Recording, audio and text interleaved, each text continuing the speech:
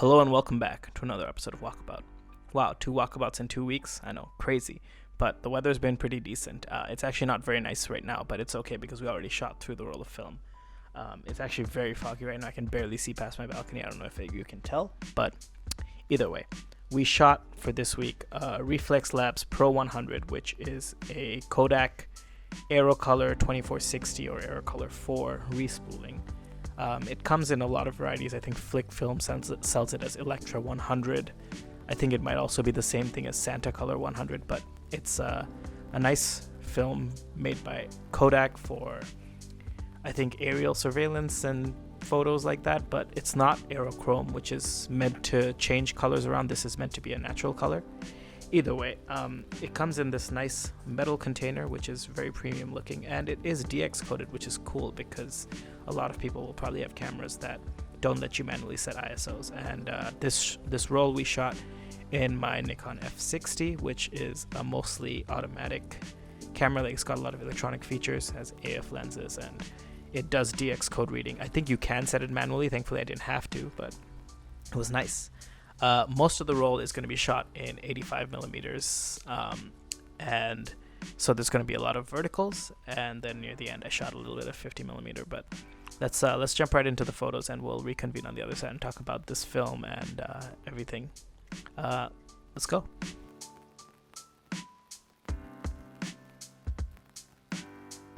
For a few of these photos, I'm also going to be cropping in so you can see some of the detail and see the fineness of the grain in the film.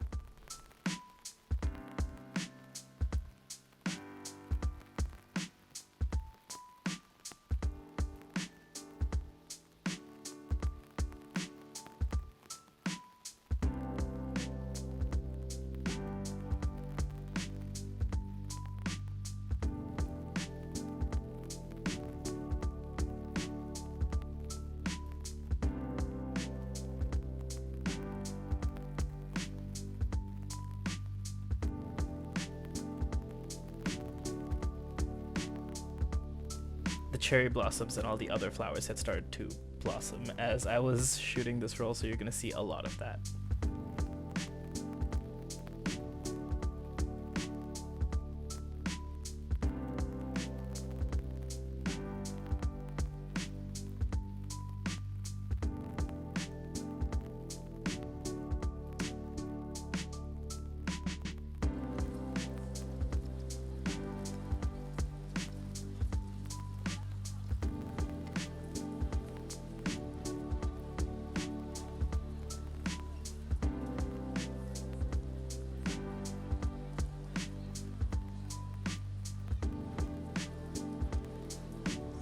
So everything you just saw, I shot during the day that I bought the film, and then a couple days later, I took it out again, and I completely forgot that I'd started filming this video, so I didn't film a lot of footage until pretty late in the day.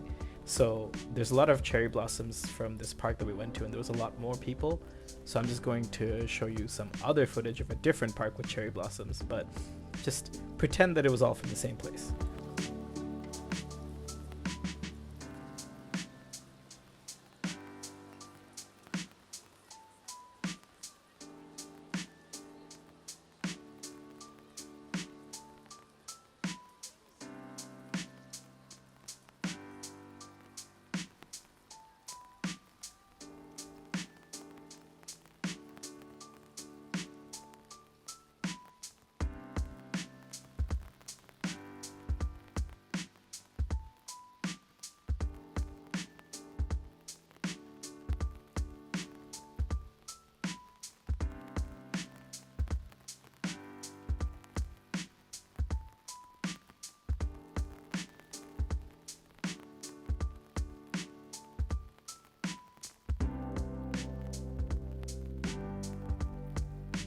And if you made it through all of that, here's a photo of me taken on this roll.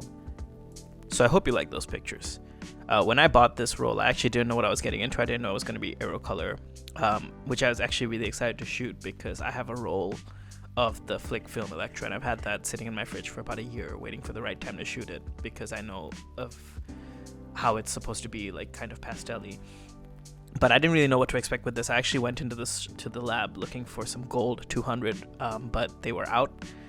This was near enough in terms of ISO, which is all I needed. It was a nice sunny day. Shout out to Grey Nation in Toronto, by the way. That's where I get my photos developed, and it's also where I've been buying all my film recently. But yeah, they had this stuff, and it's super nice. I'm really happy with how it came out. It is actually really nice to get to try it before I commit my roll of Electra as well, because now I know what to expect a little bit more and what to sort of shoot with this. It's very pastel-y. I don't know if you can see here that I'm holding up the negatives, but it's a little bit clear, the base. It's not really got that orange tint that you get on a lot of negatives, which is actually really nice, and I think it'll lend to a cool experiment which I want to try.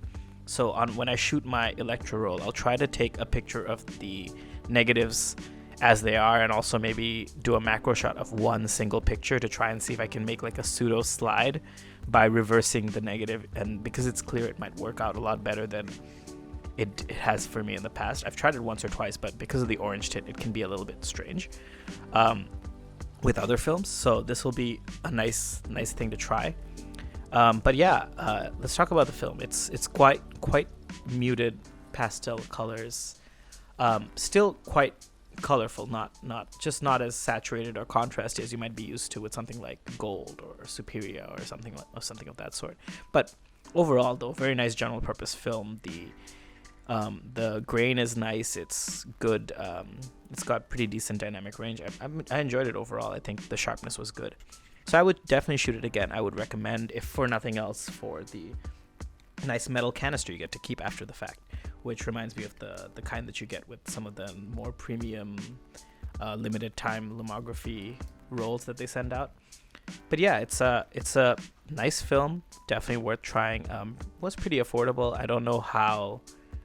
I mean, Gold is always cheap, and so are some of the more consumer films, but it definitely feels a little bit nicer. Like the grain is quite fine, so it's definitely a lot cheaper than something like Portra. It was about, I think, like 16-17 Canadian dollars a roll, and Portra's somewhere in the 28-29, so you save a lot of money if you're shooting Pro 100.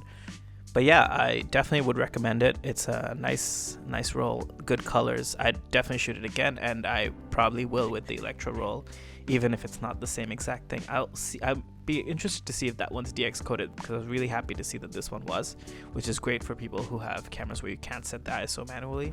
I know with mine that I shot it with, that I think that there is a function for it, but I didn't have to use it, which is great, because anytime it's good. But it can be, interesting to change it up to. I haven't really shot it at overexposed or underexposed. I just sort of went with the box speed.